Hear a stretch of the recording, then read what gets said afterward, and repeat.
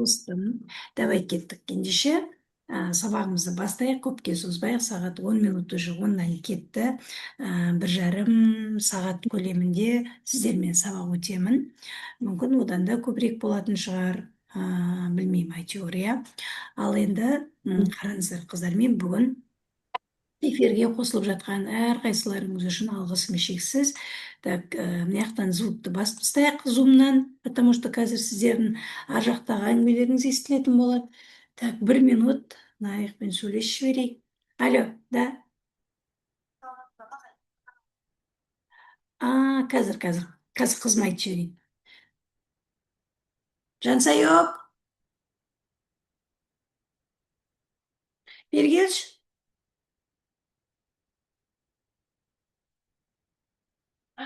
Ана бір адамдар келіп тұр, сырттағы есік бар ғой, кеше алып тастаған. Соны қарауға келіп тұрмыз дейді. Көрсетіп жіберші. 35 дедім, Жансая. Баня жақта тұр. Так, не айтып жатыр едік? Сонымен сабағымызды бастайық та. Кешегі біздің сабағымыз космоэнергетика мен қасиет туралы айтылды негізінде. Енді мынау көп адамдар космоэнергетикаға келген кезде міндетті түрде қасиетің болу керек па деп сұрайды. Немесе жаңағы қасиеті жоқтар космоэнергетиканы оқи алмайды ма деген сияқты ше. Негізінде бұл мынандай нәрсені кешегі сабақты осы жерден бір түйіндеп жіберейін да, ары қарай космоэнергетикадағы миф пен шындық туралы айтайық, иә. Қасиет деген ол адамның табиғи энергиясы, ал космоэнергетика ол қасиет үйретілмейді, космоэнергетика үйретіледі. Бірақ космоэнергетика қасиетті ашуға өте күшті құрал бола алады, және оны сенің қасиетіңді қолдануға күшті көмектесетін сондай бір жүйе бола алады. Бірақ космоэнергетиканы қасиетің бар болса да, жоқ болса да оқи аласың, өйткені ол үйретіледі, қасиет үйретілмейді. Түсінікті ғой, да? Енді осымен қасиет пен космоэнергетиканы қорытындылайық. Негізінде қасиет пен космоэнергетика туралы әңгіме айтқан кезде менде мынандай информация бар ол туралы. Оны мен қазір космоэнергетика құпиялары деген кітап жазып жатырмын. Уже қазір корректировкасында, кітап почти дайын, корректировка жасап жатырмын, редакциялап жатырмын. Соның барлығы редакцияланып болғаннан кейін дизайнға берем. Соның ішінде космоэнергетика құпияларының ішінде тек қана космоэнергетика емес, жалпы космоэнергетиканың қасиетпен байланысты, космоэнергетиканың бақсылықпен байланысы, космоэнергетиканың емшілікпен байланысы, космоэнергетика мен діннің екеуінің қандай несі бар, байланысы бар деген сияқты тақырыптардың барлығын қозғадым. Және оның ішінде өте көп схемалар болады, қосымша вкладыш ретінде. Сол жерде осы менің именно космоэнергетикаға байланысты өте үлкен тәжірибем жинақталған. Ал енді космоэнергетиканы айтқан кезде всегда біздер осы космоэнергетикадағы көп шындықты көп адам айта бермейді. Және ойдан шығарылған мифтарды өте көп. Неге? Өйткені өздеріңіз білесіздер, иә, соңғы кезде әлеуметтік желіде космоэнергетика туралы өте көп пікірлер айтылып жүр. Мысалға, барлығы космоэнергетиканы оқыса да, оқымаса да, білсе да, білмесе да, көрсе де, көрмесе да айта береді. Кеш жарық. Біреу естігенін қайталайды, біреудің пікірін айтады, біреу қорқады, біреу қызығады да. Мысалға, менің өзімде, менің курсымды сатып алған бір адам сатып алды, өзінен өзі жаңағы қайта маза бермей менен курсты сатып алды да, барлық сабақтарға доступын алды, барлық жаңағы тиісті дүниелердің договорға келісім барлығын жасап тұрып, енді келіп алып космоэнергетика деген шайтан, космоэнергетика деген бірдеңе деген сияқты неше түрлі жаман сөздерді айтып, еще адамдардың көңіліне алаң салып жүр. Енді мынау мен айтамын, сен кім айтты, қандай эксперт айтты, что космоэнергетика осындай екендігі туралы негізді, қандай ғылыми негізге сүйеніп тұрсың, қандай тәжірибеге сүйеніп тұрсың, айтшы десем, ештеңе де айта алмайды. Себебі адам өзі зерттеп көрмеген нәрсені ешқашан айта алмайды. Біреудің пікірі, біреуден естігенді қайталау, ол сенің шындығың бола алмайды никак. Космоэнергетиканы, бірі көрген, бірі көрмеген, біреу оқыған, біреу оқымаған, жаңағыдай біреу естігенін қайталайды, біреудің пікіріне сүйенеді, біреу қорқып жүреді, біреу қызығып жүреді.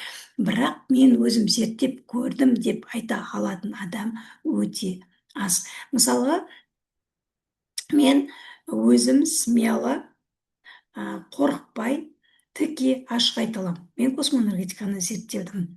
Мен зерттеп көрдім, өзімнен өткіздім деп. Себебі мен космоэнергетикаға келгеніме 8 жылдан кетті қазір. Кейбіреулер 20 жыл мен космоэнергетикадамын, 20 жыл бойы мен космоэнергетикадан ештеңе өзгерткен жоқпын. Ең бірінші ұстаздан не үйрендім, сол күйінде үйтіп жатырмын, сол күйінде бүйтіп жатырмын деген нәрсені айтады. Бірақ бүкіл нәрсе өзгереді. Өзгермейтін еш нәрсе жоқ өмірде. Бірақ мен ешкіммен айтыспаймын, ешкімді еш нәрсеге сендіруге тырыспаймын. Мен тек қана өзімнің тәжірибемді айтамын, өз өмірімді айтамын. Неге осы жолды таңдадым, неге мыңдаған адамның өміріне осы білім әсер етті, неге осы күнге дейін осы жүйені үйретіп келем, барлығын ашық айтамын. Мен ешқашан өзімнің эфирлерімде де, өзімнің рилстарымда да, өзімнің сабақтарымда да тегін болсын, ақылы болсын, ешқашан ештеңені жасырмағанмын. Тем более космоэнергетикадағы барлық құпияны мен ашық айтып беретін адамдардың бірі де бірегейі демін. Сол себептен де маған именно менің әріптестерім, мен әріптес деп айтамын, олар конкурент деп айтатын шығар. Мен айтпаймын, олар менімен бақталаспын, мен олармен бәсекелеспін деп айта алмаймын. Мен оларды осы салада жүрма, осы сферада жүрма, мен үшін ол әріптес. Конкурент демеймін, бақталас демеймін, бәсекелес демеймін, әріптес деп қабылдаймын, әріптес деп айтамын. Осы менің ашық айтқанымның арқасында, менің осы космоэнергетикадағы Петров жүйесіндегі 69 каналды ешкімнен қызғанбай, ешқандай маркетингке салмай ашық бергенімнің арқасында олар мені жақсы көрмейді. Олар менің аяғымнан шалу үшін неше түрлі дүниелерді жасап жатыр. Тіпті маған дайректке қорқытып та сообщениялар жазған, ертең аяғыңды аспандан келтіремін, сен пәленбай миллион жаңағы не дейді, штраф төлейсің, үйтесің да бүйтесің деген дүниелерді өте көп айтқан. Бірақ мен олардың ешқайсысына да мыңқ етпеймін, себебі мен өзімнің құқығымды, өзімнің не үйретіп жүргенімді, не айтатынымды, не беретінімді бәрін білетін адаммын да. Сол себептен де мен бұл методиканы өзім Қазақстан Республикасының заңнамаларына сәйкес авторлық құқығымды қорғап алдым. Мен барлығын ашық айтамын, шынымен де ашық айтамын.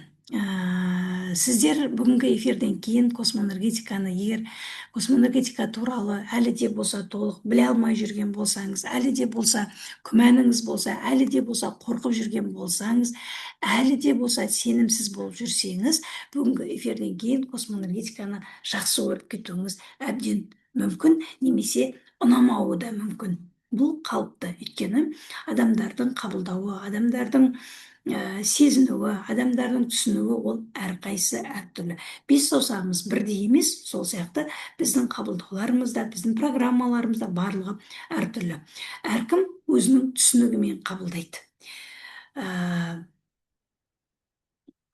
Просто мен ойлаймын, бүгінгі эфирден кейін сіздің шешіміңіз біреудің сөзімен емес, біреудің пікірімен емес, біреудің көргенімен, біреуден естігеніңізбен емес, өзіңіздің түсінігіңізбен қабылданады деген сенімдемін. Сол мен үшін өте маңызды.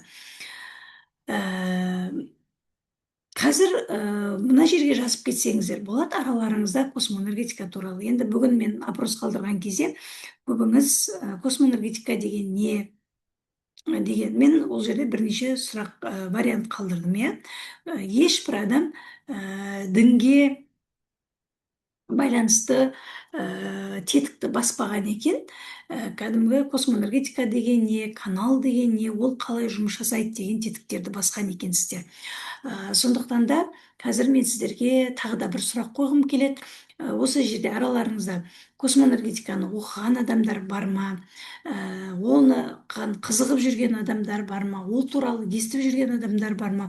Өзіңіз зерттедіңіз ба, зерделедіңіз ба? Осының барлығын мына жерге жазып кетсеңіздер болады. Мысалы, космоэнергетиканы жақсы зерделеп зерттеген адам, оның ешқандай да сиқыр емес екенін, оның ешқандай да қорқынышты дүние емес екендігін, ешқандай да жынмен де шайтанмен де байланысы жоқ екенін, дінге ешқандай кері әсерінің жоқ екендігін, қарсылығы жоқ екендігін барлығын жақсы түсінеді. Мысалға, осы бірнеше күн бұрын менде Тараздан бір адам космоэнергетика курсын сатып алды. Бүгін ол кісіге таңертең онлайн сонастройка жасадық. Сол кісі айтады, мен 4-5 жыл болды космоэнергетиканы зерттеп жүргеніме дейді. Орыстардан, ютубтан қарадым, оқыдым, барлығын түсіндім, көп нәрсені ұқтым деп та. Басқа бір адамнан жасырмаймын, басқа адамнан осы курсты алып оқыдым, бірақ мен одан ештеңе түсінбедім, ол маған ұнамады, қабылдамадым. Сізге келдім, сіздің сабақтарыңыздың барлығы кәдімгі мен іздеген ілім екен деп, өзінің алғысын айтып, бүгін сонастройкасын алып та сөйтіп өзінің жұмысын бастап кетті. Енді сіздердің маған негізі ойларыңыз өте маңызды, иә? Мысалға, біреуіңіз, мен космоэнергетиканы естідім деп айтасыздар, біреуіңіз қызық дейсіздер, біреуіңіз қорқам дейсіздер. Қандай ойларыңыз болса да, мен үшін ол маңызды және андай, қалай деп айтсам екен, мен кімге не айтатынымды біліп отырам. Сондықтан да эфирде болсын, зумда болсын, өздеріңіз белсенді болып, осы жерге кері байланыстарыңызды беріп отырыңыздар. Сіздердің кері байланыстарыңыз маған шабыт береді, мотивация береді. Мен көбірек сөйлеуім мүмкін. Өйткені мен сонда енді кішкене арқалы адаммын. Біреудің жаңағы ұнаса да, ұнамаса да, жақсы болса да, жаман болса да кері байланыс беріп отыруы, ол маған кәдімгідей шабыт беріп отырады. Мен көп нәрсе айтам сол кезде. Жалпы мен мүлдем ешқандай қағазға қарамай сөйлейтін, ешқандай слайд, ештеңе қолданбайтын, потокта отырып, осы жерде Құдай менің аузыма қандай сөз салды, соны айтатын адаммын да. Тақырыпты қоямын, сол тақырыптың төңірегінде сөйлеуге тырысамын.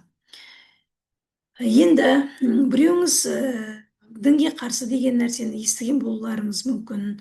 Біреулеріңіз жаңағы, мысалға, бір Жансай, маған су бер жеші, пожалуйста. Мысалға, маған бір 20 жыл космоэнергетиканы, 20 жыл бойы мен космоэнергетикамен жүрген адаммын. Ешқандай космоэнергетиканың ештеңесін өзгертпеген адаммын деген бір адам, например, каналдың атын ашық айтуға болмайды деді. Каналдың атын айтуға болмайды, айтпаңыздар, неге сендер айтасыңдар деген сияқты маған тиіскен. Каналдың атын вообще айтпа дейді ешкімге.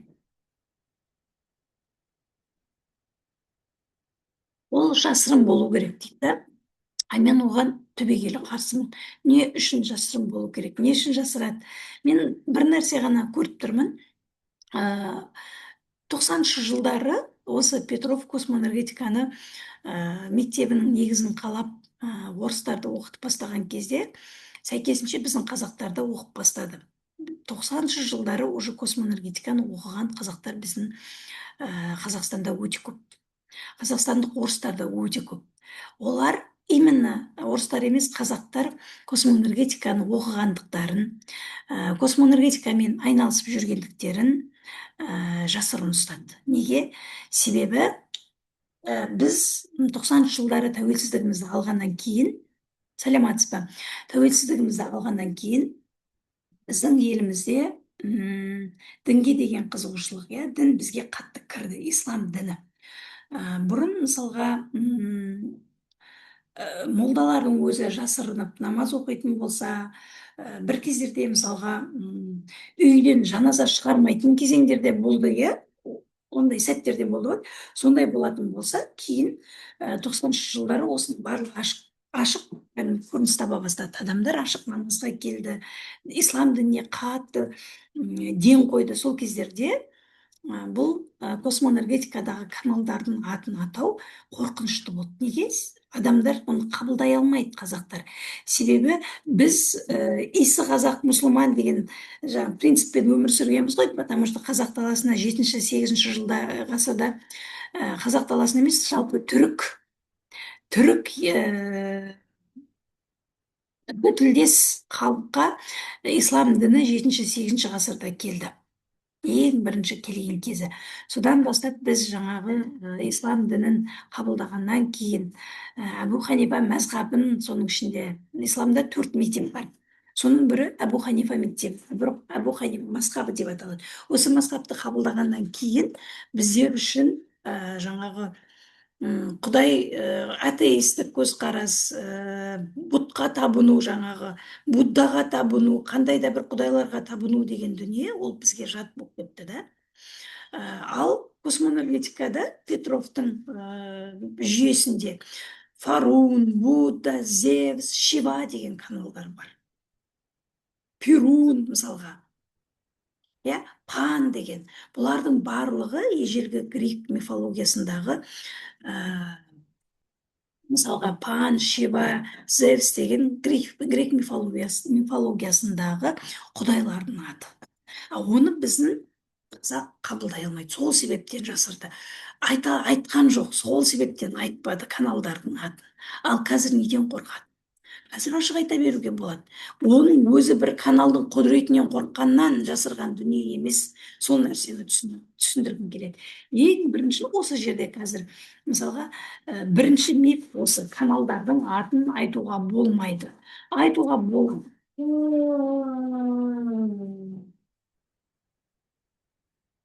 Не болды, балам?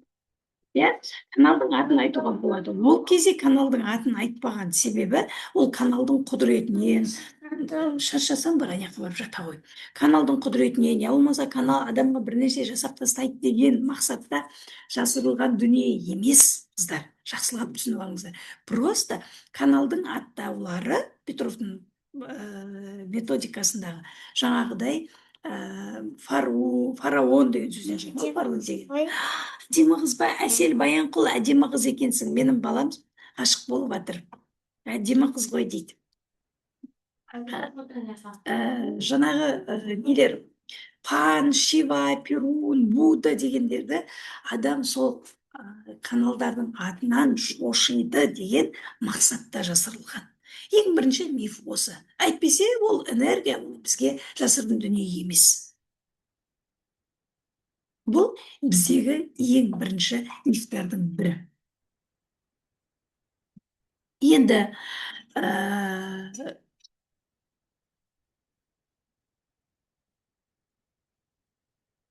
кім тыйым салады? Мысалға, айтуға болмайды деген қандай заң бар? Қандай қағида, қандай дәлел бар? Канал дегеніміз бұл ешқандай да бір құпия емес, қыздар. Канал энергияның келетін бағыты, жолы. Ал сол жолдың атын жасырудың не қажеті бар? Ойлаңыздаршы. Энергия сізге келетін жол, соны жасырудың қандай қажеті бар?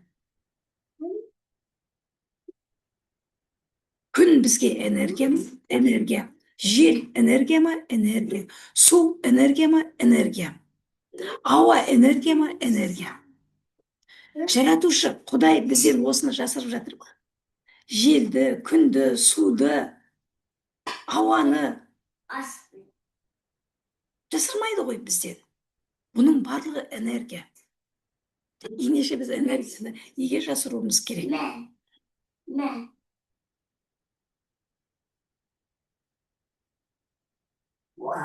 Бұл жерде мынау космоэнергетикада негізінде шын мәнінде сатылатын нәрсе канал емес, сатылатын нәрсе білім ғой, жүйе, тәжірибе, дағды, методикада. Мысалы, былай айтайын, біздің барлығымыздың үйімізде тоқ бар, тоқ бар, электр энергиясы арқылы келіп тұрады. Бірақ біздің бәріміз электрик емеспіз ғой. үйде тоқтың барын білу бір басқа, онымен дұрыс жұмыс істеу, ол істей білу, ол вообще басқа нәрсе. Мынау космоэнергетикада дәл сондай. Каналдың атына байланысты ең бірінші мифті мен сіздерге өстіп жарып айтып берейін. Екінші, космоэнергетика ерекше адамдар ғана беріледі деген миф болуы жоқ. Мен де бұған да мен келіспеймін. Жаратушы Құдай бізді әртүрлі қабілетпен жаратты, иә. Бірақ бізге энергияны сезіну мүмкіндігін ешкімнен аяған жоқ. Бәрімізде жүрек бар ма? Жүрек бар. Бәрімізде тыныс бар ма? Тыныс бар. Бәрімізде өмірлік қуат бар ма? Өмірлік қуат бар. Бәрімізде бар. Яғни біз осы арқылы энергияны сезінеміз. Біз жүрегімізді, біз тынысымызды, біз өмірдің қуатын сезінуді үйренгенбіз, да?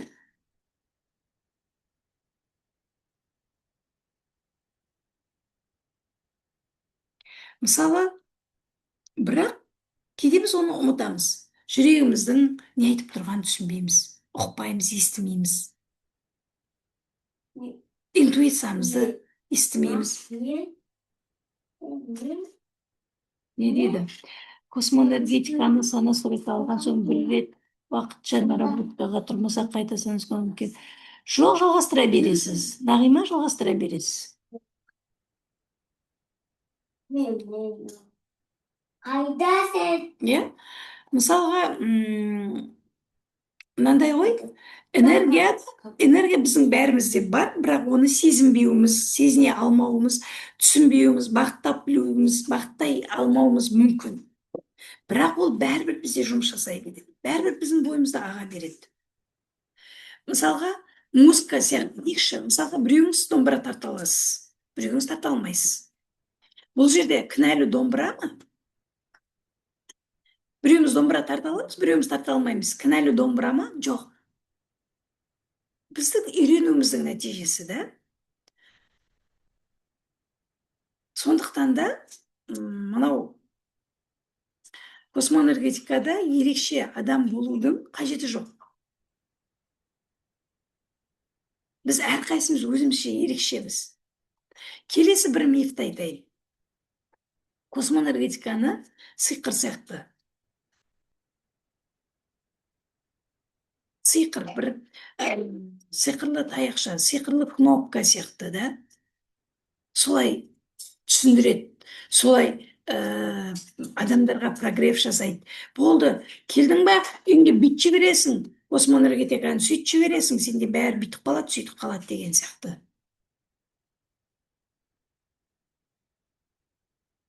Мен үшін космоэнергетика ешқашан сиқыр болған емес. Мен енді ұзақ уақыт мемлекеттік қызметте істеген адаммын, да? Мен бәрін дәлелмен қабылдайтын. Ерекше адам болмаса, басқа адамдарды қалай емдейді дейді. Айнұр, өте жақсы сұрақ қойдыңыз, осы жерде жауап беріп жіберейін, иә? Қараңыз, бағана айтып жатырмын, космоэнергетика ол дағды, ол методика, ол білім, оны үйренесің. Үйреніп алғаннан кейін сіз оны жасай аласыз. Ал ерекшелік деген ол әркімнің өзінің даралығы. Ерекше адам деген сіздер мына жерде мына нәрсені шатастырасыздар. Ерекше адам деген ол, значит, ол көріпкел болу керек, оның бір емшілік қасиеті болу керек, ол сынықшы болу керек, ол әулие болу керек деген сияқты. Әр адам өзінің бойындағы осы қабілетті қасиетті аша алады.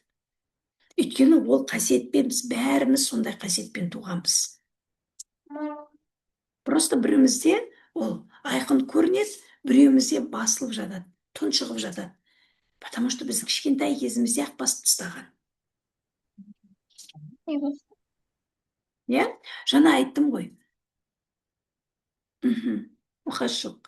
Енді келесі мифті айтайық. Космоэнергетика сиқыр дегенге байланысты, иә? Жаңа айтып жатырмын. Мен ұзақ уақыт мемлекеттік қызметте істегеннен кейін, мен үшін бүкіл нәрсе, любой нәрсені мен қандай білім алайын, оның түбін қазып, өзімді жеткізбей, өзімнен өткізбей, дәлелдеп көрмей қабылдамайтын адам болдым да. Егер мен қандай да бір сиқырға сенетін адам болсам, бәлкім мемлекеттік қызметте 20 жыл, саяси партияда 5 жыл жұмыс істей алмас едім. Мен просто басынан бастап космоэнергетикаға бір инструмент ретінде қарадым. Былтыр мен апрель-май 2 айма мен космоэнергетикада бір продюсермен жұмыс жасап көрдім. Жұмыс жасаған кезде біз продюсермен келісеміз сразу, да. Ол өзінің шарттарын айтады, мен өзімнің шарттарымды айтады. Ол бұрын бір космоэнергетпен жұмыс жасаған екен. Сол кісіні әлеуметтік желіде танымал қылған. Маған өзінің нелерін айтты, ол кісіні қалай танымал қылғанын, арасында өтірік айту керек екенін, да, кәдімгі адамдарға манипуляция жасау керек екен.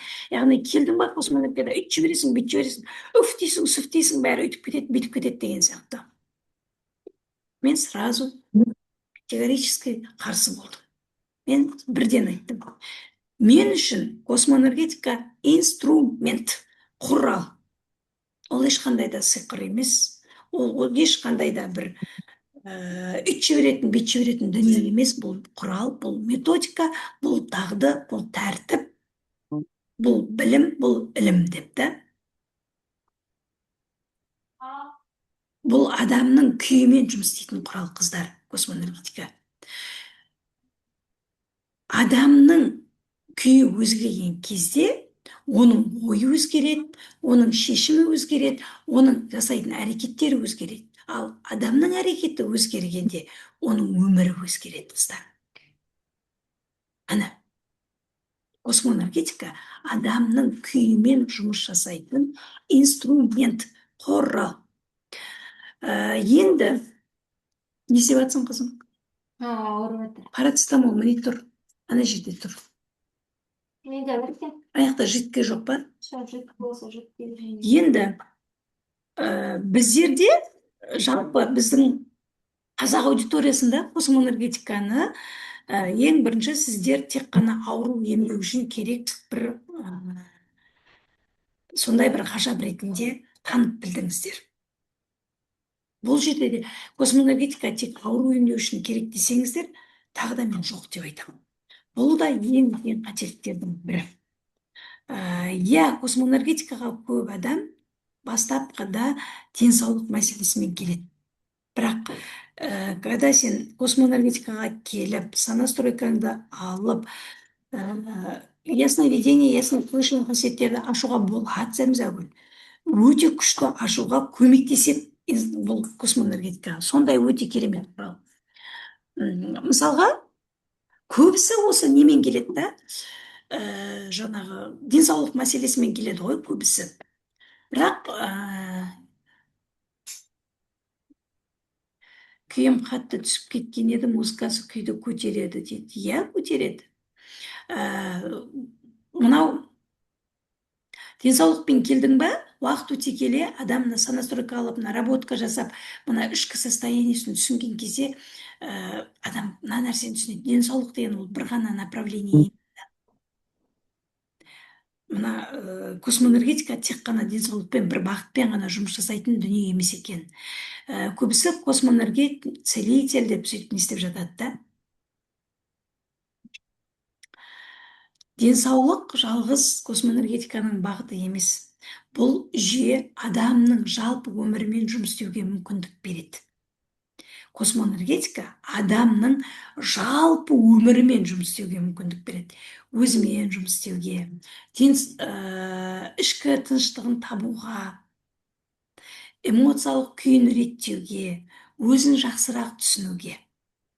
Осы дүниелер адамға келген кезде сен басқаларды да түсіне бастайсың.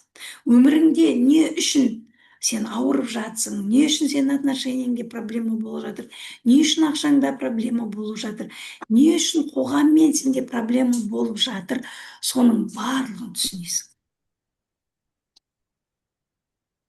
Енді бағанағы айтқандай, бұл білімнің бәрі құпия болу керек деген сияқты тағы бір мифті жоққа шығарып, менің көзқарасым басқа. Не нәрсе құпия болу керек айтайын ба? Құпия болу керек нәрсе адамның жеке өмірі. Ал білім ол бөліскен сайын көбейеді. Егер білімді құпия ұстайтын болсаң, оның маңызы жоқ. Сондықтан да мен ешқашан білімді қорқыныш арқылы сатқым келмейді. Я болмаса өтірік уәде беріп сатқым келмейді. Манипуляция жасап сатқым келмейді. Мен ешқашан менің инстаграмдағы парақшама кіріп, менің контенттерімді қарасаңыздар, менің бірде-бір контентім жоқ. Егер сен мен сияқты миллионер болып кеткің келсе, егер сен жаңағы шетелге шыққың келсе, қарызыңды 3 күнде жауып тастағың келсе, мына білімді ал деген контентті, ондай манипуляцияны, ондай өтірікті ешқашан айтпаймын. Мен адамдар түсініп келгенін қалаймын. Саналы түрде таңдағанын қалаймын. Өйткені қорқынышпен, манипуляциямен келген адам ұзаққа бармайды. Ал түсініп келген адам өмір бойы дамиды. Көрдіңіздер ма, жандарым? Көп жағдайда біз космоэнергетикадан емес, ол туралы қалыптасқан пікірлерден қорқамыз. Сондықтан мен әрдайым айтатыным, біреудің пікіріне емес, өзіңнің тәжірибеңе сүйену керек. Оқыңыз, зерттеңіз, сұрақ қойыңыз, содан кейін ғана шешім қабылдаңыз. Тіпті ұстазды таңдаған кезде де үйіп төгіп өтірік уәде беретін адамға бармаңыз. Манипуляция жасайтын адамға бармаңыз. Потому что ашық айтқаныңызға рахмет. Ашық айтамын, мен всегда ашық айтамын. Бүкіл сабақтарымда ашық, рахмет сізге де.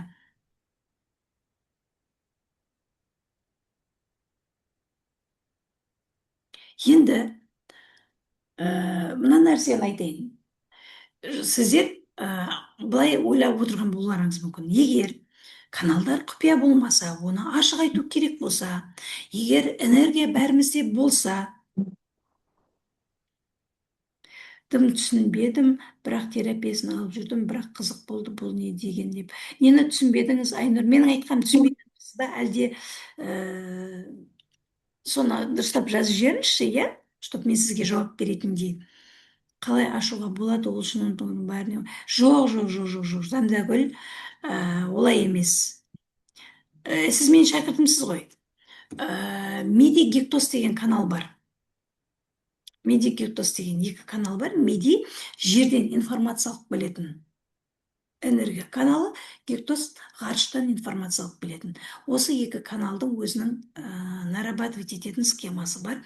Сол схемамен 3 ай тұрасыз. Вот сізде сол жаңағы ясновидение, яснослышание деген, яснознание, ясночувствование деген қасиеттер ашылады. Канал деген не? Соны түсінбедіңіз ба? Канал деген, жаңа айтып жатырмын, энергияның келетін жолы. Мысалы, мындай, сізге үйге электр энергиясы столбамен, сыммен келеді, иә? Тоқпен келеді. Су құбырмен келеді, газ құбырмен келеді, жылу құбырмен келеді. Канализация құбырмен ағып кетеді. Міне, құбыр арна, әр нәрсенің өзінің арнасы бар. Судың арнасы бар. Мысалға, не дейді, телевизорда каналдар бар, арна, иә? Сізді түсініп отырмын, космонавтика деген не? Қызығушылығым зор болды. Короче, осы космонавтиканы қазір түсіндіріп беремін. Рахмет, Айнұр, сұрағыңызға. Түсіндіргеніңізге, ашық айтып бергеніңізге. Міне, осы энергия біздің әр нәрсенің өзінің арнасы бар. Телевидениенің арнасы, радиоприемниктің арнасы, әрқайсысы өзінің частотасына түседі. Судың арнасы, жылудың арнасы, газдың арнасы, электр энергиясының арнасы деген сияқты. Бұл не қараңыздар, суда энергия, желде энергия, жылуда энергия, жарықта энергия. Осы энергия, дәл осындай энергиялар бізге өзінің арнасы арқылы келеді, бізге түседі. Сол канал деген, сол бізге келетін энергияның жолы. Ал космоэнергетика деген ол методика. Методика ол қалай деп айтсам екен, адамдарға осы энергияны қолдануды, сезінуді, түсінуді, бағыттауды, басқаруды үйрететін методика. Түсіндіре алдым ғой деймін, иә, енді түсінген шығарсыз, Айнұр. Енді сіздерде мындай сұрақтың қалыптасуы заңды. Егер ол қанақ құпия болмаса, егер энергия бәрімізде болса, онда космоэнергетикада нақты не үйретіледі деген. Я, потому что мынандай ғой, космоэнергетика нақты не үйретеді, космоэнергетика сабағына не үшін келеді адамдар деген сұрақтың да жауабы өте қарапайым. Мысалы, сіздер космоэнергетика туралы ақпаратты кез келген ақпарат арнасынан ала аласыздар. Ютубтан да, Гуглдан да іздесеңіздер, бұл ақпараттар өте көп. Ол ақпарат, бірақ сізге бір нәрсе.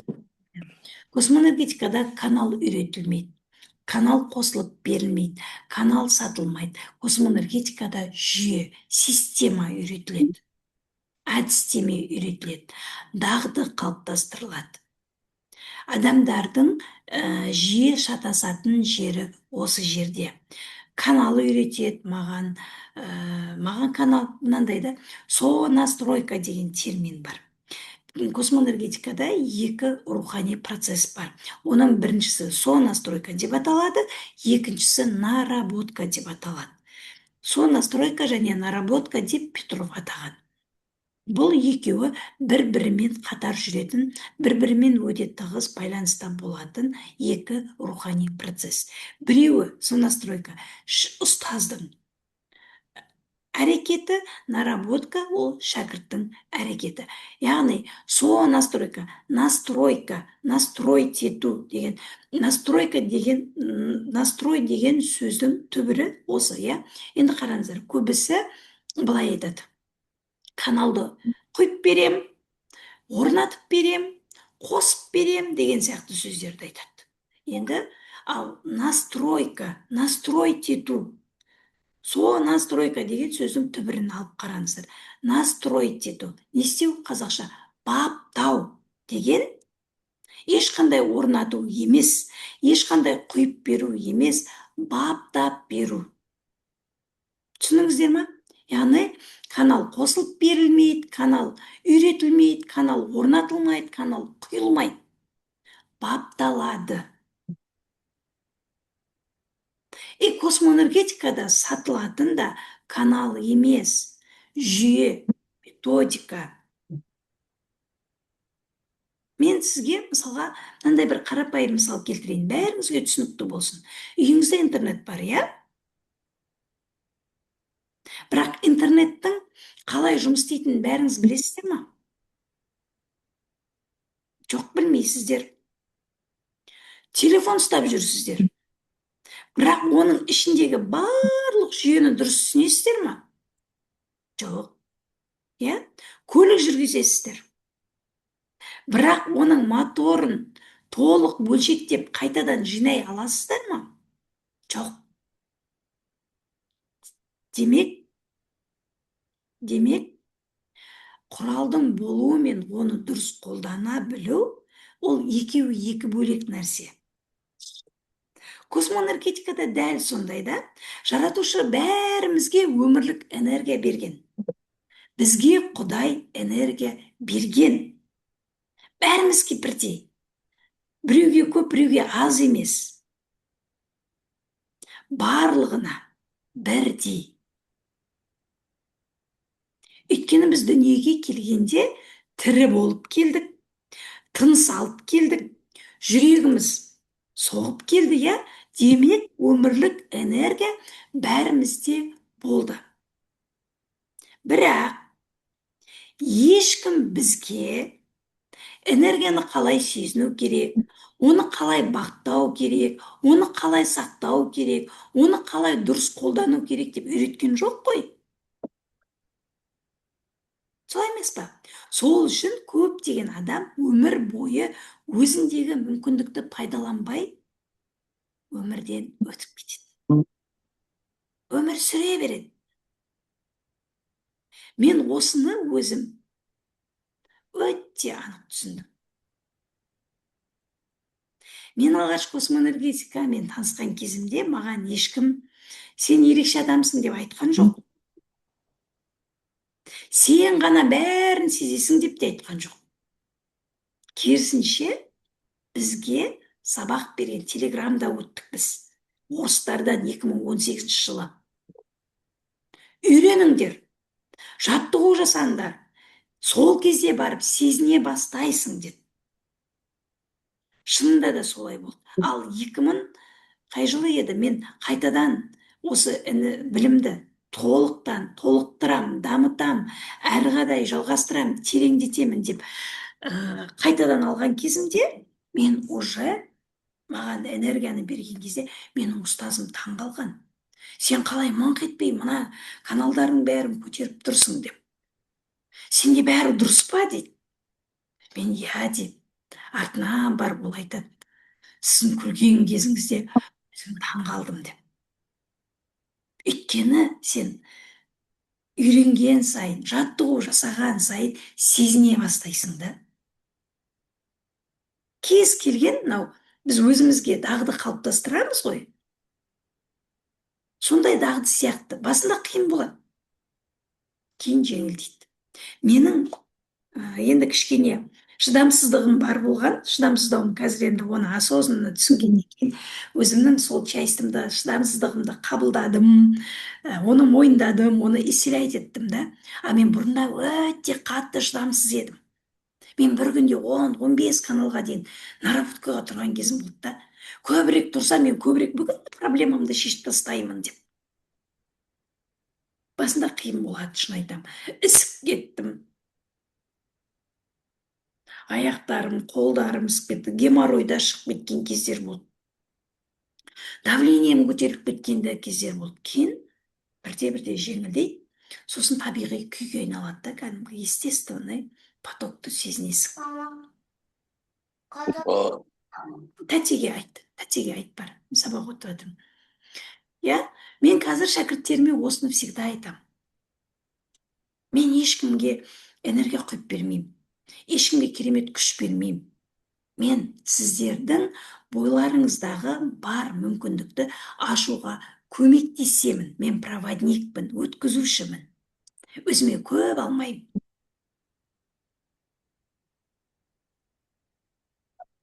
Біреуге бір нәрсе беру деген нәрсемен көмектесу, өткізуші, проводник болу деген екеуінің айырмашылығы өте үлкен. Мен ешкімге ерекше қабілет сыйламаймын. Мен адамның өз қабілетін тануына жағдай жасаймын. Мен ешкімнің қасиетін ашып бермеймін. Бірақ сол өзінің қасиетін тануға, мойындауға, қабылдауға жол көрсетемін. Мен өмір бойы сабақ беріп жүрген адаммын. Өмір бойы. Универде даже мектепте оқыған кезде менің апайым бастауышта, жоғары класста оқып жүргенде бастауышта сабақ берген апайым классына шақырып алып, ойбай, не очки қақтан шығып кетті. Мынаны қалай алып тастаймын? Ойбай, қыздар, мынау қызық болып кетті ғой. Бірдеме басып қалдым ба?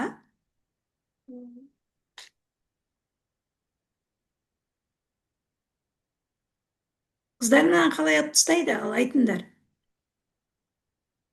Темный очки киіп алғаным қалай еді? Ладно, тұра берсін енді.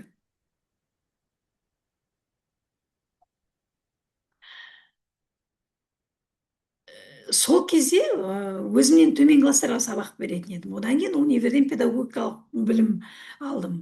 Мемлекеттік қызметте де үнемі. Нет, зумда нормально. Мына жақта инстаграмда мен көзіме очки шығып кетті, бүйтіп қап-қара очки. Қалай алып тастайтынын білмей жатырмын. Міне, мынаны қара. қалай алып тастаймын Гүлеке шарасын. Красавчик вот такой. Ойбай балам айтады, красавчик болып тұрсың дейді. Рахмет, ладно, тұра берсін, енді қайтеміз. Сонымен өмір бойы адамдармен жұмыс жасадым.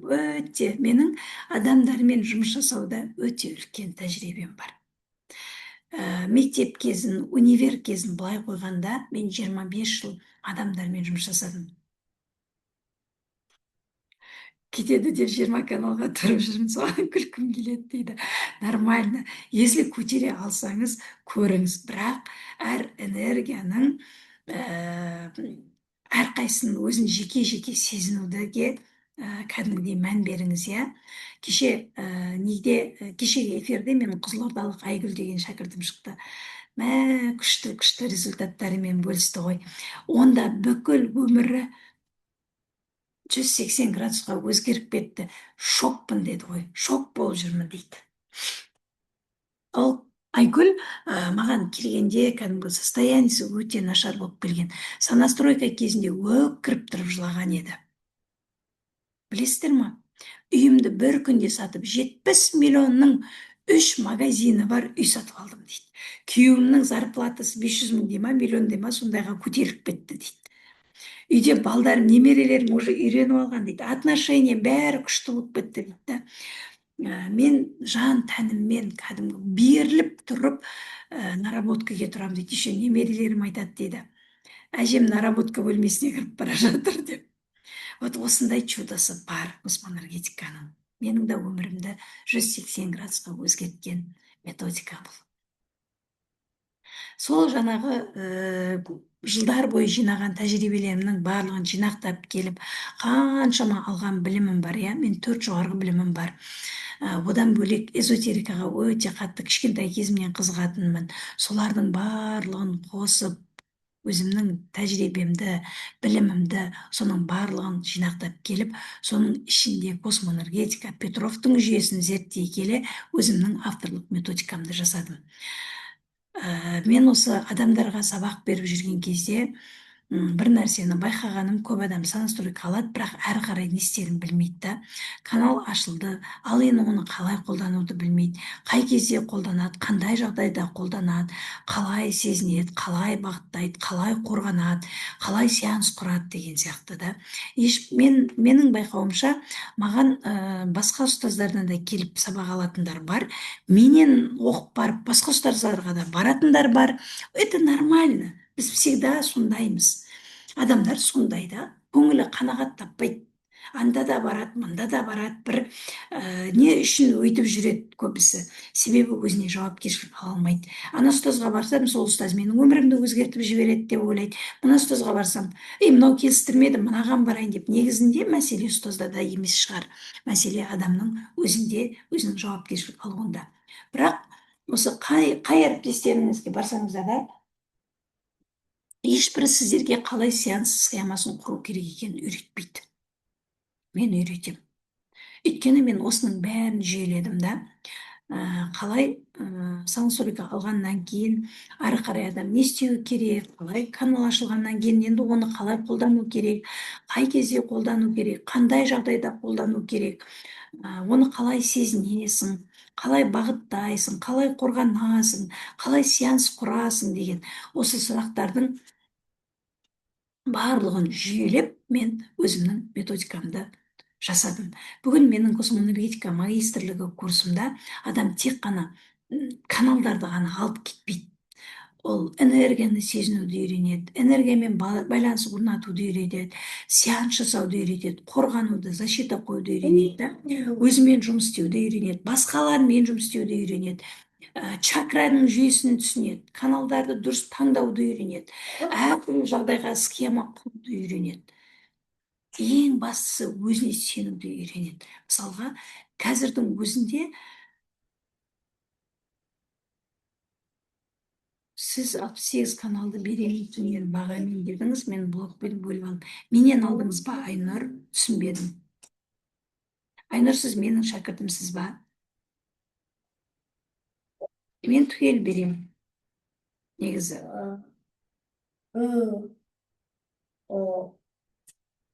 Айнұр, менен алдыңыз ба? Айтып жіберіңізші. Былтыр менде адамдардың сұраныстарына байланысты бөліп бергенім бар. Мүмкіндігіңізге қарай ақшаңыз жетпесе, себебі мен былтыр нан саттым. Миллион жарымнан саттым, миллионнан саттым қыздар. Сол кездерде адамдардың қалтаңыз көтере алмаса, онда бөліп алсаңыз болады. Кейін үстіндегі разницасын төлеп аласыз дегенмін. Бәсе, мүмкін, иә.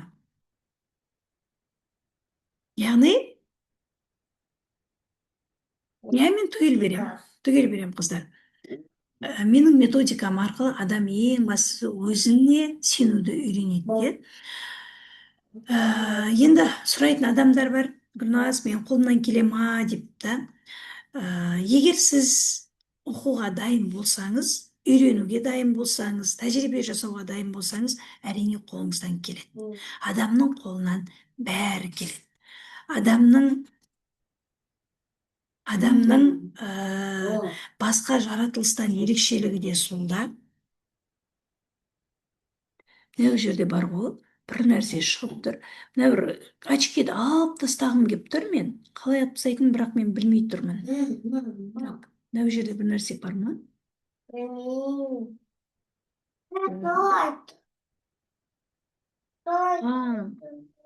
Олай тұра тұрсын. Ох ты, алдым. Все, отводите. Алдым. Все. Иә, бастым ғой. Өйткені бұл туа біткен талант емес. Космоэнергетика, қыздар, туа біткен талант емес. Бұл үйретілетін дағды. Тағы бір маңызды нәрсені айтайын, мен сабақтарымда ешқашан мені қайталаңдар деген нәрсені үйретпеймін. Мен сияқты болыңдар деген нәрсені үйретпеймін. Сенде міндетті түрде мына каналға тұрған кезде мына нәрсені көру керексің деген дүниені үйретпеймін. Мен ойланыңдар деймін, сезініңдер, тәжірибе жасаңдар деймін. Өйткені менің мақсатым өзіме, басқа біреулерді өзіме тәуелді шәкірт тәрбиелеу емес. Өз аяғымен жүретін, тәрбиелеу. Қыздар, жігіттер, микрофондарымызды сөндіреміз. Мешать етіп жатсыздар. Иә? Мен өзіме тәуелді шәкірт тәрбиелегім келмейді. Өз аяғымен жүретін, өзіне сенімді маман тәрбиелеп шығарғым келеді. Сол себептен де бүгінгі менің көптеген шәкірттерімнің әрқайсысы өз бетінше жұмыс істеп жүр. Мысалы, жаңа мына эфирдің басында Мәдениет деген ханым кірді. Ол өз бетінше жұмыс жасап жүр. Гүлнар деген шәкіртім бар, Кызылординская, ол қазір Өскемен ба, Семей ма, сол жақтарда, ол өз бетінше жұмыс жасап жүр. Әсел деген шәкіртім бар, Ақтауда, өз бетінше жұмыс. Вообще Әселдің потогы деген вообще супер ашылып кетті. Кім еді? Ойбай. Гүлхайыр деген шәкіртім бар. Қалзира бар. Көп енді. Өз бетінше. Қарақалпақстанда бар қаншама шәкіртім. Қырғызстанда бар, Ташкентте бар. Әрқайсы өз бетінше жұмыс жасап кетті да. Мен өзіме тәуелді етпеймін. Бүгін 20 каналды алып аласың, ертең тағы да қайтып келіп, тағы ақша төлеп, тағы 20 канал аласың деген дүниені айтпаймын. Мен шәкірттерім мен сияқты адамдарға көмектесіп жүр. Өйткені мен тек қана ақпарат бермеймін. Мен жүйені меңгеруге жұмыс жасаймын. Енді мынандай нәрсе де болуы мүмкін. Бұл сұрақ менің шәкірттерімнің арасында да болуы мүмкін. Өйткені барлық нәрсе адамның өзіне жауапкершілік алуына байланысты болады да. Егер космоэнергетикада осындай жүйе бар болатын болса, неге бір адамның өмірі тез өзгереді, неге екінші адамның өмірінде өзгеріс баяу жүреді деген сияқты сұрақтар болуы мүмкін, иә. Мысалы, кеше Айгүл Қызылордадағы 13 декабрьде 2025-тің 13 декабрь кезінде менен алған курста, декабрь қазір 6-7 айда өмірінде кәдімгі төңкеріс болып, түбегейлі өзгеріп кеткен өмірі. Біреулер 1 жыл, 2 жыл әлі күнге дейін өзгеріс өте баяу болып тұрған болуы мүмкін да. Бұл жерде сұрақтың жауабы мынау ғой, адамның мына күйінде, жауапкершілігінде, әрекетінде жатыр да.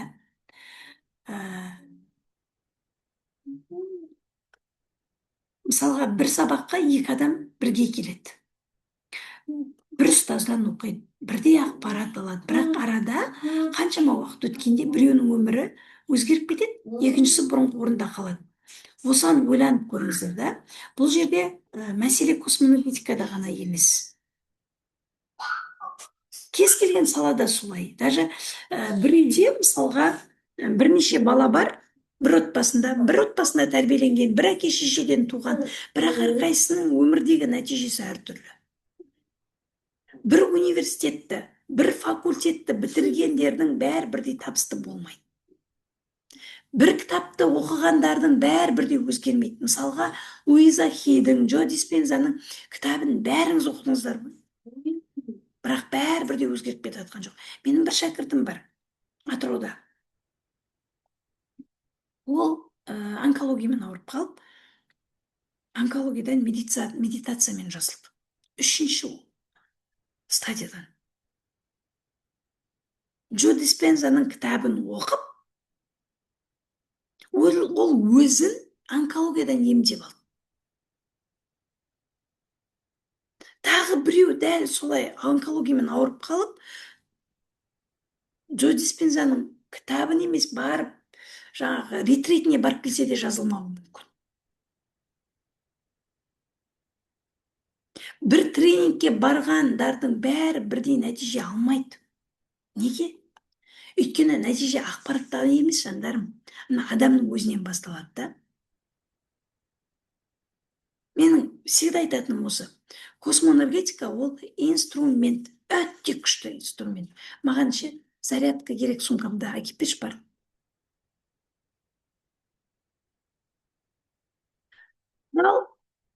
Одан емес кішкентай сумкамда. Космоэнергетика ол құрал. Ал құралдың нәтижесі оны ұстап тұрған адамға байланысты да. Қалай ұстап тұрсың? Ай, мұнда да емес қой, балам. Ана қарашы, рюкзакты. Мысалға, дәрігердің қолында скальпель бар дейді. Телефон зарядкасы деп қоятыр екен да, қыздар.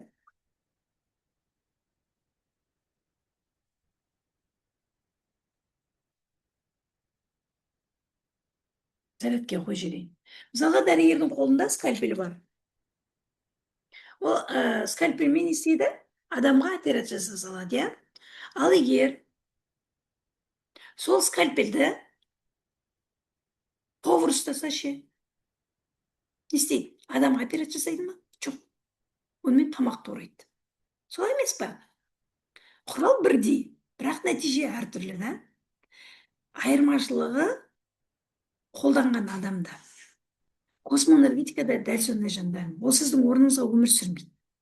Ол сіздің орныңызға шешім қабылдамайды. Ол сіздің орныңызға әрекет етпейді. Бірақ ол сіздің өзіңізбен жұмысыңызды тереңдететін, өзіңізге оралтатын, өзіңізді таптыратын, өзіңіздің өміріңізді өзгертуге жұмыс жасайтын құрал бола алады. Менің де өмірім космоэнергетикамен танысқаннан кейін бір күнде өзгеріп кеткен жоқ. 2018 жылы, ол кезде госслужбада жүрген кезде мен космоэнергетиканы қандай мақсатпен оқыдым, айтайын ба? Мен госслужбада мен бастық болдым ғой. Басшы болдым. Менде өте көп. Жоқ, апай болдың. Мен сөйлеймін, емдеймін, бірақ ештеме сұрай алмаймын дейді.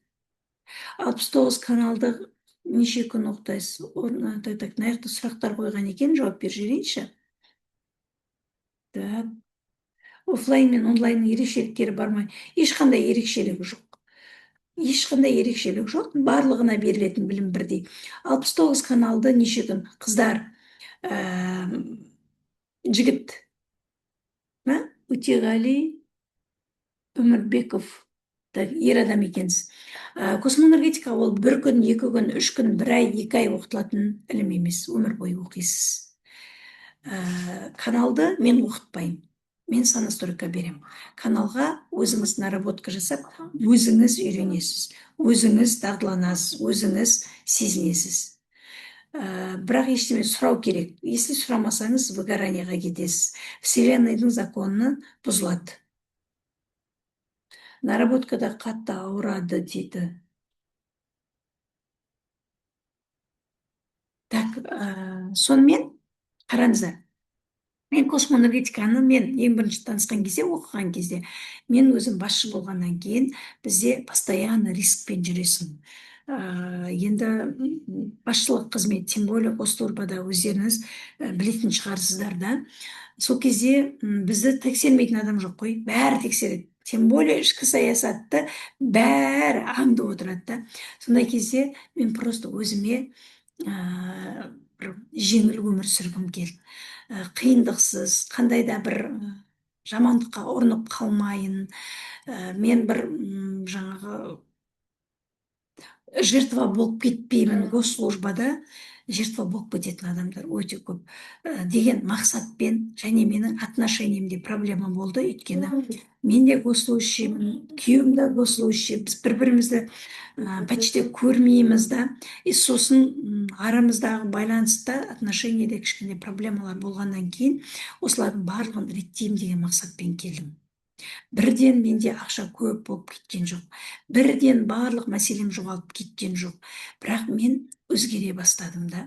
Мен 2018 жылы госслужбаға келдім. То есть космоэнергетикаға келдім. 2020-да госслужбадан кеттім. Мен басқаша ойлай бастадым, мен өзгере бастадым. Бұрын мен госслужбадан кетсем, біттім, өлдім, аштан өлем. Басқа жерде мен тамақ тауып жей алмаймын дейтінмін. Бұндай ой менің бала күнімде болатын, әке-шешем айтатынмын. Мені оқытыңдар, если мен оқымасам, мен өмір сүре алмаймын, аштан өлем дейтінмін. Бірақ қалай мен 2018 жылы космоэнергетикаға келдім, мен өзгере бастадым. Мен басқаша ойлай бастадым да. Өзіме басқаша қарадым. Жауапкершілікті басқадан іздеуді қойдым. Өзім өмірім үшін, өзімнің өмірім үшін өзіме жауапкершілікті ала бастадым да. Сол кезде ғана өмірімде өзгерістер басталды. Сондықтан мен әрқашан айтамын, өзгеріс ешқашан сырттан болмайды, жандарым, іштен болады.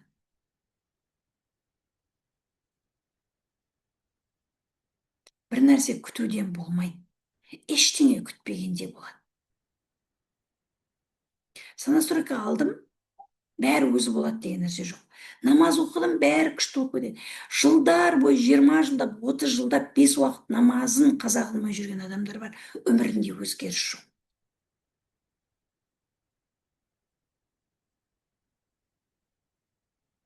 Сенен түк шықпайды деп маған көп айтатын, үнемі жасырын емдеп жүрдім. Қазір маған сенімен қарай бастады осы космос.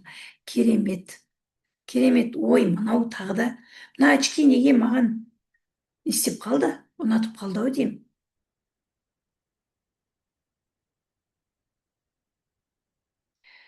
Коллега ішкісі, Мазиз апай, сіз Алматыдансыз ба? Мен ішкі саясатта 5 жыл істедім ғой. Қайырлы түн.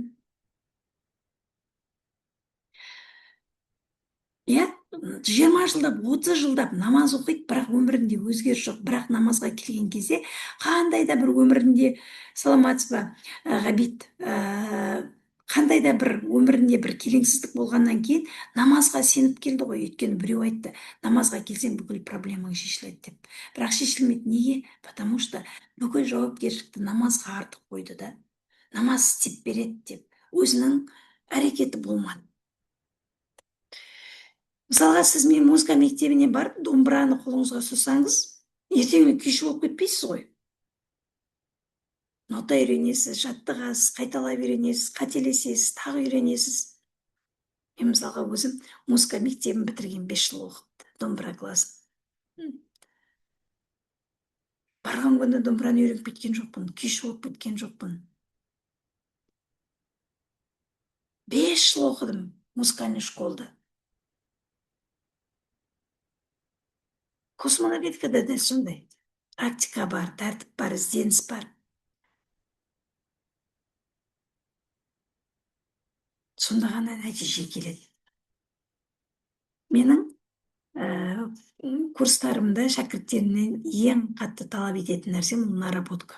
Наработка, наработка, наработка, наработка. Неге? Өйткені білімді тәжірибеге алдырмайынша ол жай ғана ақпарат болып қалады. Өте көп білім алуларыңыз мүмкін. Ала бересің, ала бересің, ала бересің. Бірақ оны тәжірибеге айналдырмасаң, оны қолданбасаң өмірде, ол жай ғана ақпарат болып қалады. Эфир зум сабақ болмайсыншы дейді, біреу жазып жатыр. Ертең үйіме қонақ болатын еді дейді. Ой шіркін-ай. Тәжірибе ғана адамды өзгертеді.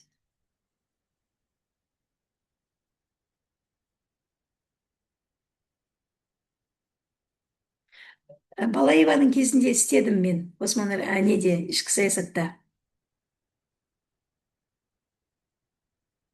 Майзапай, сізбен ертең Алматыда кездесеміз деп ойлаймын, иә? Өз бойына түгел өткізу керек секілді. Әрине, өзіңнен өткізесің. Сол сіздің тәжірибеңіз ұнады, талапшыл адамдарды ұнатамын дейді. Енді все-таки госслужбада 20 жыл істесем, соның 10 жылы басшылық қызметте болдым, қыздар, жандарым-ау. Менің шәкірттерімнің жетістігі не деп сұрасаңыздар, олар күн сайын өздерімен жұмыс істейді. Сондықтан олардың арасында өзіне сенімді болғандар бар, жаңа мамандық бастағандар бар, адамдарға көмектесіп жүргендер бар да. Менің курсымның ерекшелігі де сол. Менің курсымды оқыдыңыз ба? Сіз басқа адамға оқыта аласыз. Барлығы соның ішіне кірген.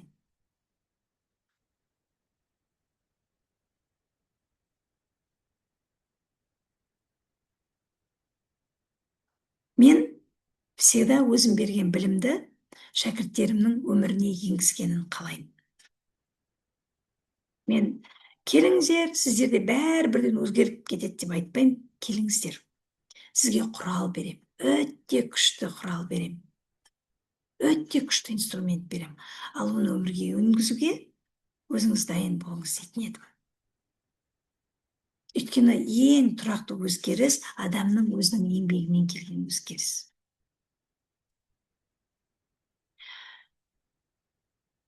Біраз космоэнергетикадағы мифтар мен шындықтарды айттым деп ойлаймын. Қалай сіздерге? Эфир ұнап жатыр ма? Өздеріңізге керекті, қажетті ақпаратты ала алдыңыздар ма? Қонымды ма? Түсінікті ма сіздерге?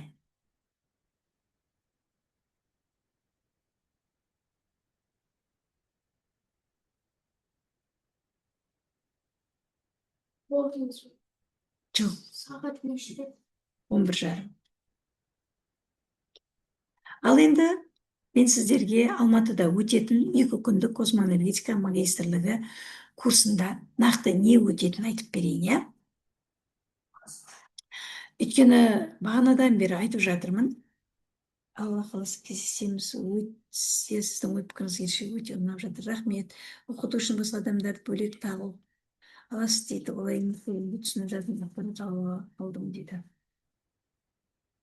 Басқа адамдарды бөлек тағы оқып ал. Мен өйтпеймін, менде бәрі бар ғой, ішінде тұр. Бәрі ішінде тұр. Мен жаңағы магический блокты не істеу үшін былай аласың, ананы солай аласың, одан кейін тағы аласың, біреуді оқыту үшін менен рұқсат аласың деген нәрсені айтпаймын, өтірік оның бәрі. Лицензияны, рұқсатты Қазақстанда мемлекет қана береді. Біз ешқайсымыз біреуге жаңағы рұқсат бере алмаймыз. Мен даже бір шәкіртім болған, басқа біреуден оқып келіп, маған келіп, кабинет ашуға рұқсат сұрап, әй жаным, өзің білесің, сенің еркің ол, кабинет ашуға мен рұқсат бермеймін. Оказывается, оны қорқытып қойған екен бұрынғы ұстазы. Сен кабинет ашу үшін ана біздің ең үлкен ұстазымыздан рұқсат алу керексің деп. Не сұмдық ол?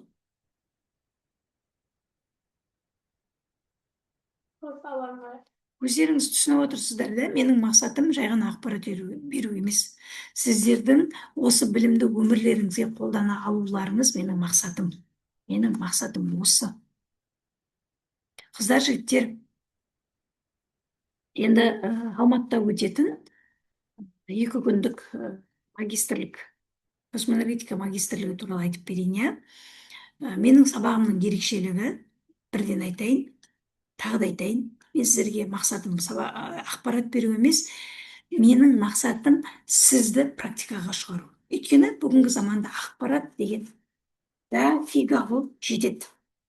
YouTube ашсаңыз да ақпарат, Google ашсаңыз да ақпарат, кітап та көп. Бірақ қаншама ақпарат алсаң да адамдардың өмірі өзгермейді. Өйткені ақпарат деген ол әрекетке айналмайды да. Білу нәтиже емес. Істеген кезде ғана нәтиже. Менің сабағымның ерекшелігі сол, теория мен практика қатар жүреді. Біз ертең Алматыда біз ең бірінші күні трансформациядан бастаймыз. Бірінші күнгі сабақты мен міндетті түрде трансформацияға арнаймын. Өйткені сананы трансформациялау керек та, космоэнергетиканы қабылдау үшін. Содан кейін космоэнергетиканың негізі, космоэнергетика деген не, энергия деген не, канал қалай жұмыс істейді, бәрін мен қарапайым тілмен түсіндіріп беремін. Және бұл сабақтардың барлығын мен видео сабақ етіп түсіріп қойғанмын. Оған шәкірттеріме шексіз доступ беріп қойғанмын. Содан кейін сонастройка. Сонастройка ол энергиямен жұмыс істеудің алғашқы қадамы. Чистка жасайын, терапия жасайын, сонастройка беремін. Әр каналдың мақсатын түсіндіремін. Қай кезде қолданылатынын көрсетемін. Сіз каналдың жай атауын ғана жаттап алмайсыз да. Неге дәл осы каналды, дәл осы мәселеге қолданатыныңызды түсінесіз. Өйткені түсінген адам ғана кейін өз бетінше дұрыс шешім қабылдай алады. Содан кейін защита тақырыбын өтеміз. Бұл өте маңызды бөлім. Мен осы жолы басқа форматта өткізейін деп жатырмын. Мен әр сабағым әртүрлі форматта өтеді. Мен анандай бір трафаретный форматта сабақ өткізбеймін. Мен шпаргалкамен сабақ өткізбеймін.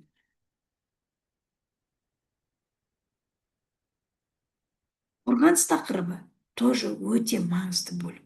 Көп адам энергиямен жұмыс істегісі келеді, бірақ өзін қорғауды білмейді. Сондықтан да ауырып қалады, сондықтан да тіл өтеді, сондықтан көз өтеді, сондықтан дұғаланады. Мен оған ешқашан жол бермеймін. Сіздер энергетикалық қорғаныс, сеансқа дайындық, сеансты дұрыс аяқтау, өз энергияңды сақтау, осының бәрін үйренесіздер. Екінші күні бізде теория көп болмайды, практика көбейеді. Сеанс жасауды үйренеміз. Өзіңізге, басқа адамға, каналдарды қалай таңдайсыз, қандай мәселе кезінде қай канал тиімді, бір каналмен жұмыс істейсіз бе, әлде бірнеше каналды біріктіресіз бе? Сіздің 365 мүмкін клубын ізбе жасап, жазып, практикасын жасап жүрмін. Керемет, өте сол нарық өткеніміз болып, қате жасап жүрмін, мен сұрасыз бір жасау керек шығар деп күтіп жүрген ғой дейді. Нағима, жоқ, қате емес. Жасаңыз жалғастырып. Мұның бәрінің өзінің логикасы бар. Мен соны сіздерге толық түсіндіремін. Мен схемаларды өте көп берем. Әрбір запросқа берем. Дайын схеманы жаттатпаймын мен. Петровтың методикасында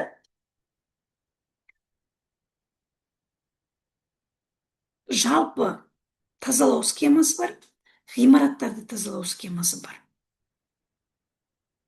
Мен схема құрудың логикасын үйретемін да. Каждый запросқа байланысты бөлек жеке схема құрылады. Мына жерде шәкірттерім отыр. Менің қалай схема беретінді олар өте жақсы береді. Өйткені ертең алдыңызға сізге мүлде басқа жағдайда адам келеді да.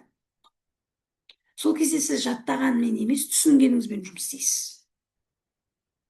Менің жұмысымның ерекшелігі ешкімде жоқ. Ешбір космоэнергет бермейтін, тіпті Петровтың өзі де бермеген, жасамаған схема сеансын берем.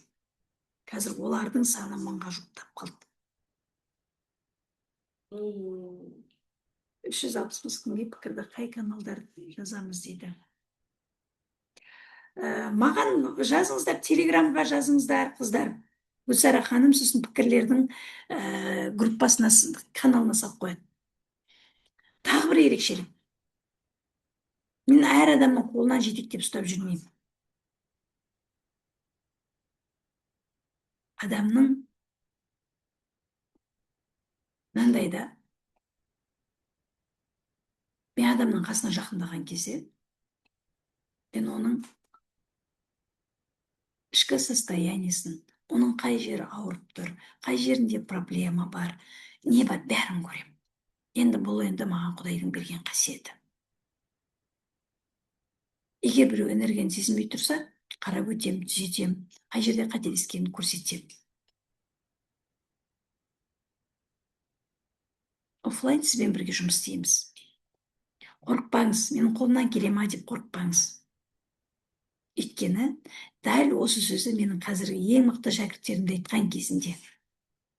Бірақ олар қазір адамдарды жұмыс жасап жүр ғой.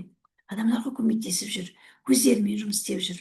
Кеше Айгүл айтады, немеремнің қандай деді бір жазылмай жүргенін өзім емдеп жазып алдым деді.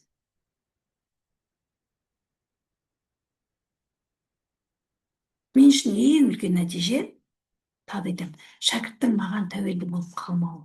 Керісінше өзіне сенетін маманды қалыптастырып шығарғым келеді. Мақсатым сол. Менің мақсатым маған келген әрбір шәкірттің маман болып қалыптасып шығуы.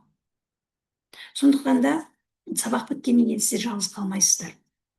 2 күн, 3 күн сабақ өткенде сіздер болды, осымен бітті деген сөз жоқ. Сіздермен шексіз достық бар. Сіздермен кері байланыс бар. Ортақ чат бар. Қаншама каналдар бар, беріп тұрам. Телеграмда. Қолдау бар. Тәжірибе алмасу бар. Сұрақтарға апта сайын жауап берем. Сертификат берем. И тағы бір мен үшін маңызды нәрсе, тағы менің бір ерекшелігім, мен ешқашан тек менікі дұрыс деп көкірегімді қақпаймын. Керісінше, әрбір келген адам ойлансын, сұрақ қойсын, ізденсін, өз тәжірибесімен тексерсін деймін. Сонда ғана бұл білім адамның өмірінің бір бөлігіне айналады. Алматыдағы сабағыңыз тағы қай уақытта болады? Бурабайда едім, жай қатысуым керек еді. Ұнасқаны мен қайта оралғым келіп жүрмін дейді. Алматыда июльде, Шымкентте, Алматыда 4-і, 5-і, Шымкентте 11-і, 12-сі болады. Алматыда одан кейін тамыз айында болады.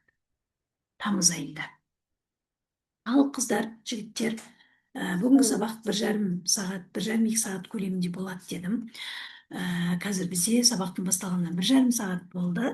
Егер сіздің ішіңізде менде үйренгім келеді, менде өзіммен жұмыс істегім келеді, менде жақындарыма көмектескім келеді деген ой пайда болса, онда Алматыдағы осы 2 күн сіздің өміріңіздегі ең маңызды шешімдердің бірі болуы әбден мүмкін.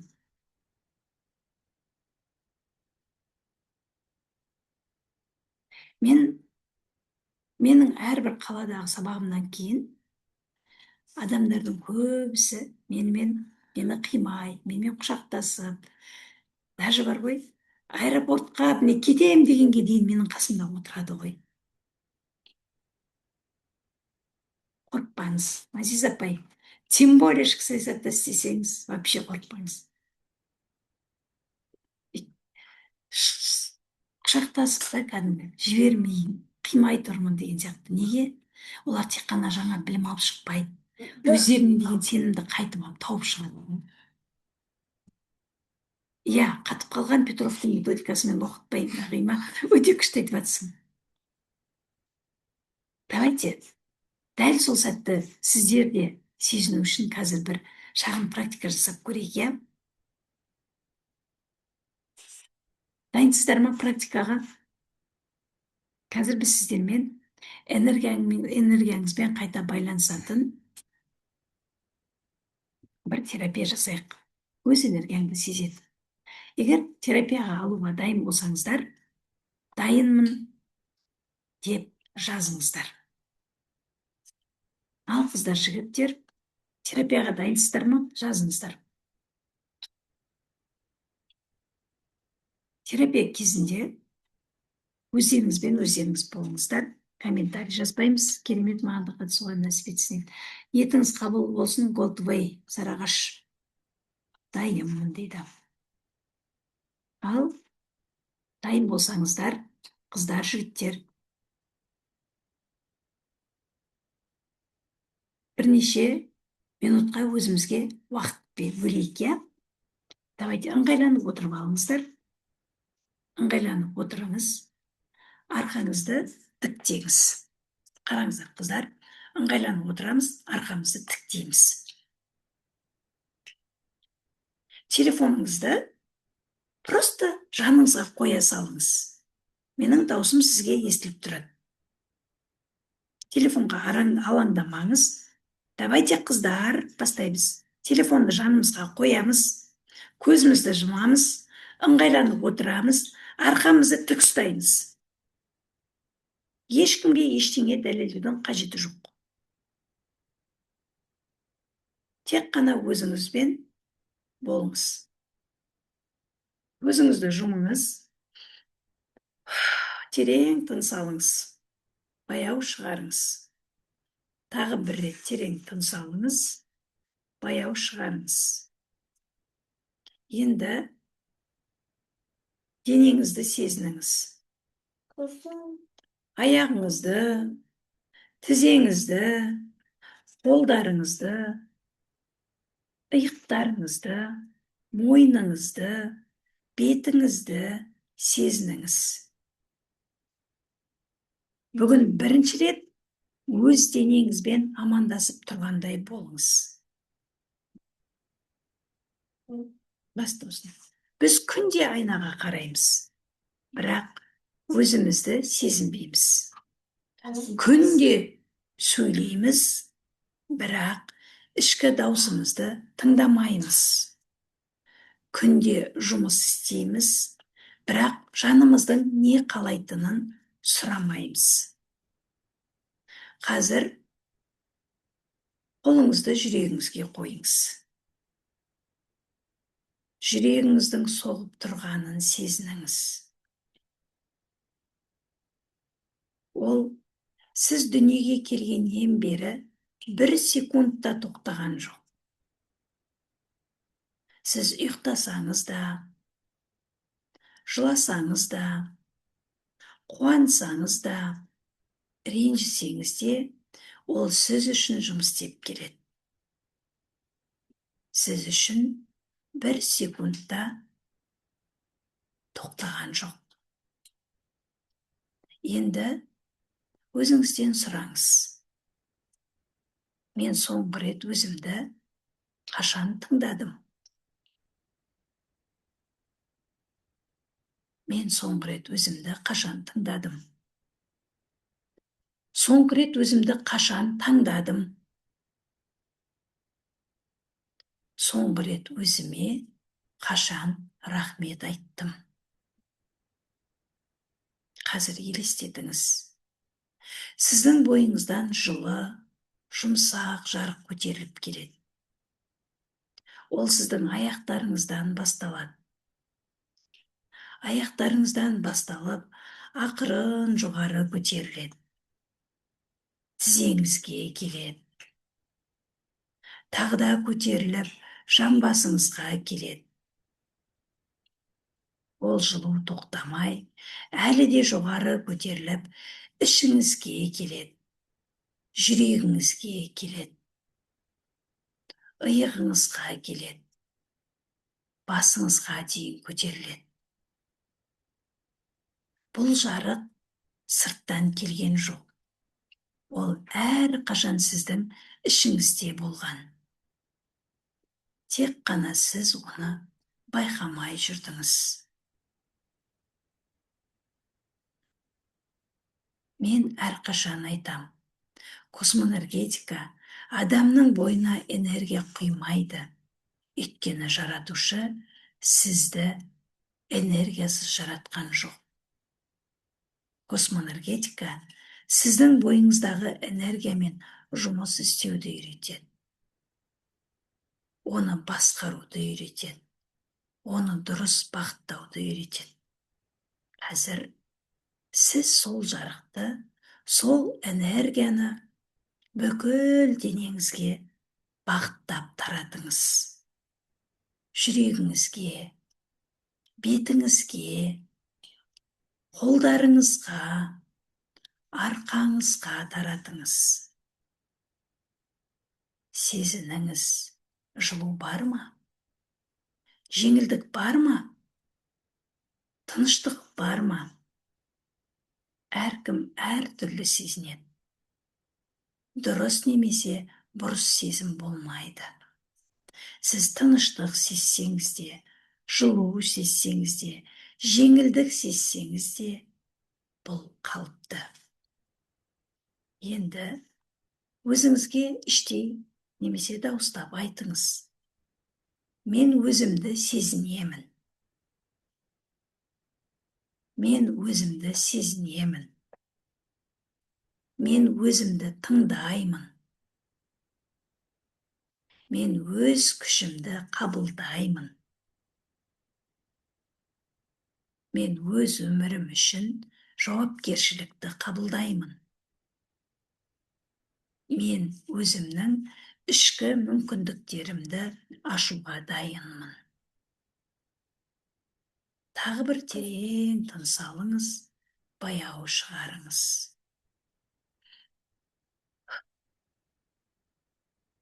Енді көзіңізді жайлап қана ашыңыз.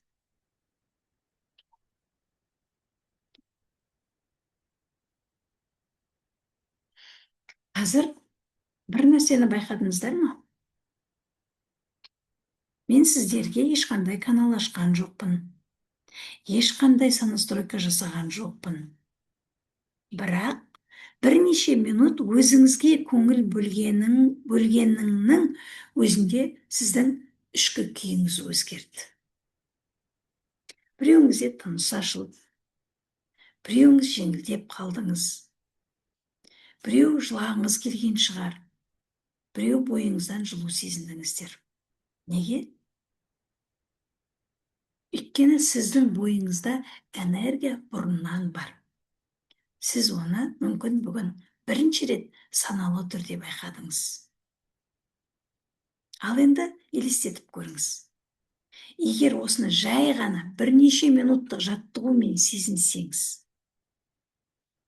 ал 2 күн бойы жүйелі түрде үйренсеңіз, практика жасасаңыз, каналмен жұмыс істеуді меңгерсеңіз, өзіңізбен және басқа адамдармен жұмыс істеуді үйренсеңіз, қандай деңгейге жете аласыз?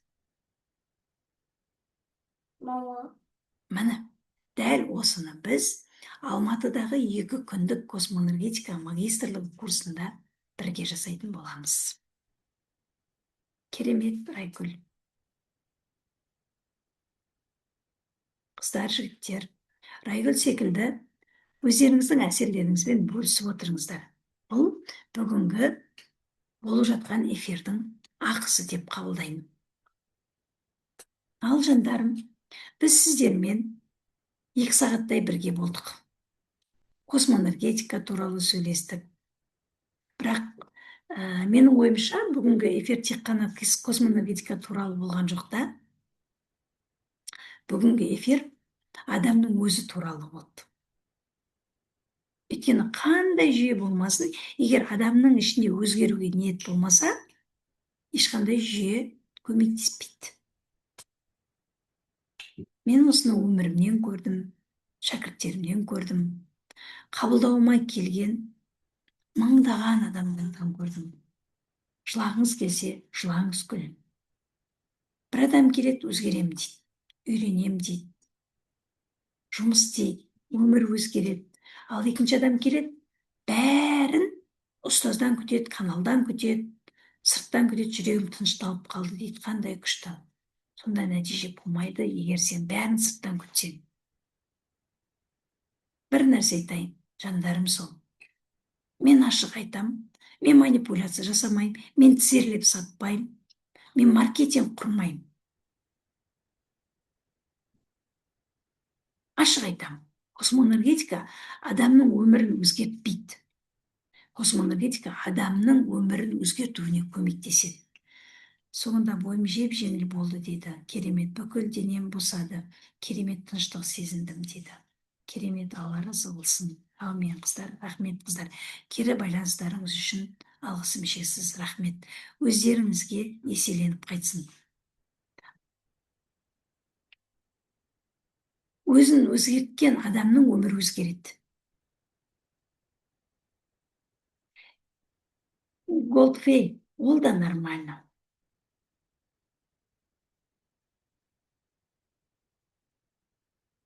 Егер сіз бойымда өміріңізде бір орында тұрып қалғандай сезінсеңіз, өзіңізді дамытқыңыз келсе, жаңа мамандықты игергіңіз келсе, өзіңізге көмектесіңіз келсе, отбасыңызға пайдалы болғыңыз келсе, адамдармен жұмыс істеуді үйренгіңіз келсе, онда космоэнергетика магистрлігі курсы сіз үшін. Ал бәрі өзінен өзі болады, ештеңе істемеймін, бәрін канал шешіп береді деп ойласаңыз, онда бұл курс сізге арналмаған. Өйткені бізде еңбек бар, бізде практика бар, бізде наработка бар, бізде тәртіп бар. Мен сіздерге бір нәрсеге уәде ете аламын. Мен қолымнан келгеннің, мен оқығанымның, мен білгенімнің, тәжірибемнің бәрін үйретемін. Білгенімді жасырмаймын. Өзім жүріп өткен жолды көрсетемін, бірақ сіздің нәтижеңіз сіздің еңбегіңізге байланысты болады. Рахмет, Самзагүл. Алматы 4-5 күн Алматыда. Алматылықтар, сіздерді күтем. 11-12 күні шымкенттіктер, тараздықтар, түркістандықтар, сіздерді күтем. 2 күн толық практика, толық жүйе, толық методика. Бүкіл менің ойымды теріп айтып бердіңіз. Рахмет, Майда ханым. Яғни сіздер осы 2 күнде жай ғана канал алмайсыздар, энергияны түсінесіздер, онымен жұмыс істеуді үйренесіздер, сеанс жасауды үйренесіздер, қорғануды үйренесіздер, өзімізді де басқа адамды да қолдауды үйренеміз. Сізді көп тыңдаймын, бүгін бірінші рет қатысып отырмын дейді. Энергия қайдан құйылып жатыр, күйіп кеттім дейді. Менен құйылып жатыр деймін ба? Мен арқылы өзіңіздегі энергияны күшейтіп жатсыздар, жандарым сол. Егер сізге бүгінгі эфирді көріп отырып, маған осы білім керек деген сезім келсе, онда кейінге қалдырмаңыз. Білесіздер, адамның өміріндегі ең үлкен өзгеріс бір ғана шешімнен басталады. Менің өмірімде де солай болған.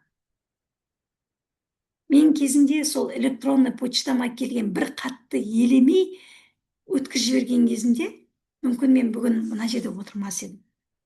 Мыңдаған адаммен кездеспес едім. 100-деген шәкірт тәрбиелемес едім. Ертең да қыздар, ертең бір эфир өткізем, арғы күні уже өткізе алмай қалам. 2 күні мен уже ұшам Алматыға қарай. Менің бір ғана шешім бүкіл өмірімді өзгертті. Бәлкім бүгінгі эфир сіз үшін сондай шешімнің басы шығар. Ал мына жерде менің номерім тұр, скриндап алыңыздар. Ақпараттық топта тоже жазсаңыздар болады. Эфир сақтаңызшы, кешіп келіп қосылдым, жолда болып едім дейді. Сақтаймыздар, иә? Соңында бір нәрсе ғана айтайын, сабақтың соңында, бүгінгі эфирдің соңында, қыздар. Өміріңізді өзгертетін ұстаз емес, өміріңізді өзгертетін сіз қабылдаған шешім. Ал ұстаз сол жолды жеңілдетіп береді. Мен сіздерді дәл солда жолда күтем, жандарым. Алматыда, сосын Шымкентте кездескенше. Давайте. Эфир туралы бір ауыз сөздеріңізді айтам десеңіздер, 1-2 минут күтейік, сосын эфирді сөндірейік. Жалпы сабақ, эфир қалай болды, ұнады ма? Кері байланыс беріңіздер. Мен ешқашан ешкімді жамандамаймын, өсек айтпаймын.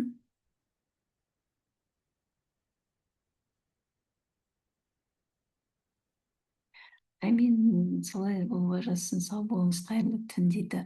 Алланың нұры жаусын. Рахмет.